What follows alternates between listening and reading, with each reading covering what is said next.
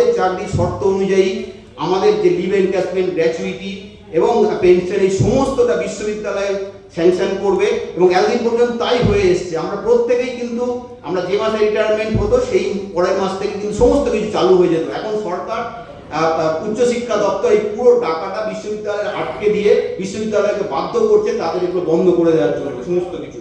সুতরাং আমরা বলছি এটা হচ্ছে পুরোপুরি স্বাধিকারের হস্তক্ষেপ। দ্বিতীয়ত তো আমরা হচ্ছে অনেকেই রাজ্য বিশ্ববিদ্যালয়গুলোতে চাকরি করতে এসেছিলাম বা করছিলাম এই শর্তে যে এখানে পেনশন পাওয়া যাবে, অনেক জায়গায় পেনশন নেই। সুতরাং এখন যদি হঠাৎ করে বলা হয় যে না আপনাদের পেনশন, গ্র্যাচুইটি, লিভ এনক্যাশমেন্ট এগুলো দেওয়া হবে না, তাহলে কিন্তু এটা এমন একটা ব্যাপার দাঁড়ায় অর্থাৎ আমাদের চাকরির শর্ত কিন্তু সেখানে লঙ্ঘিত হয়। এবং আমরা যেটা দেখতে পাচ্ছি যে বিশ্ববিদ্যালয়ের কিন্তু বিকাশ ভবন যেটা করার চেষ্টা করছে, তারা বিশ্ববিদ্যালয়ের বিভিন্ন টাকা বন্ধ করে দিয়ে তাতে কিন্তু এমন জায়গায় নিয়ে যাওয়ার চেষ্টা করছে যে তারা কিন্তু আমাদের এই পুরোপুরি স্বাধিকারে হস্তক্ষেপ করে এই সমস্ত টাকাটাকে আটকে দেওয়ার চেষ্টা হচ্ছে। সুতরাং আমরা যেটা দাবি জানাচ্ছি যে কোনোভাবেই এমপ্লয়ার হিসাবে বিশ্ববিদ্যালয়ের কাছ থেকে পেনশন, গ্র্যাচুইটি, লিভ এনক্যাশমেন্টের অধিকার কেড়ে নেওয়া যাবে না। এটা পুরোপুরি স্বাধিকারে হস্তক্ষেপ। মাননীয় মুখ্যমন্ত্রী বারে বারেই বলেন যে কেন্দ্র রাজ্যের উপর হস্তক্ষেপ করছে, রাজ্যের এটা করার অধিকার আছে। আচ্ছা, তাহলে কি তিনি স্বাধিকারের বিরুদ্ধে?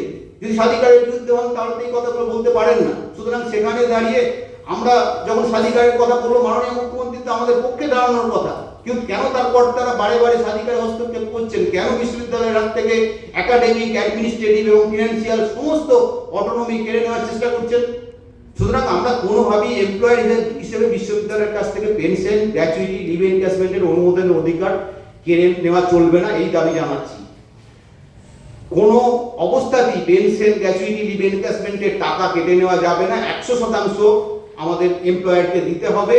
এবং গ্র্যাচুইটির ক্ষেত্রেও 2025 সালে সুপ্রিম কোর্টের অবজারভেশন আছে যে গ্র্যাচুইটি কোনোভাবেই কেড়ে নেওয়া যায় না, গ্র্যাচুইটির অধিকারকে গ্র্যাচুইটি দিতে হবে, সেটাও কিন্তু না হলে লঙ্ঘিত হবে।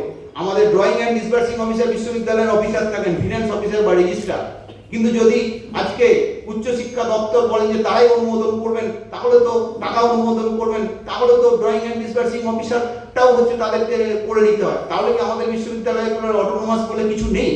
এই প্রশ্ন কিন্তু থাকছে। ডিপিপিজি বলে একটা সংস্থার মাধ্যমে তারা বিশ্ববিদ্যালয়ের পেনশন দেওয়ার কথা বলছে। আমরা বলছি এই ফরমান বাতিল করতে হবে। পেনশন, কমিউট সহ বিভিন্ন ব্যবস্থা কোনোভাবেই বাতিল করা যাবে না। এবং বারে বারে এই যে মেমোরান্ডাম বেরোচ্ছে বা চিঠি আসছে, সেখানে 31 জানুয়ারি 2000 সালের শিক্ষা দপ্তরের একটা 85 নম্বর সার্কুলারের মেমোর কথা বারে বারে বলা হচ্ছে, কিন্তু আমরা বলছি যে ইমিডিয়েটলি ওই 31 জানুয়ারি 2000 সালের শিক্ষা দপ্তরের 85 নম্বর সার্কুলারের 10 নম্বর অনুচ্ছেদ বাতিল করতে হবে, যেটা আসলে স্বাধিকারে হস্তক্ষেপ, এবং আমরা চাই সেই ধারা বাতিল হোক। এটা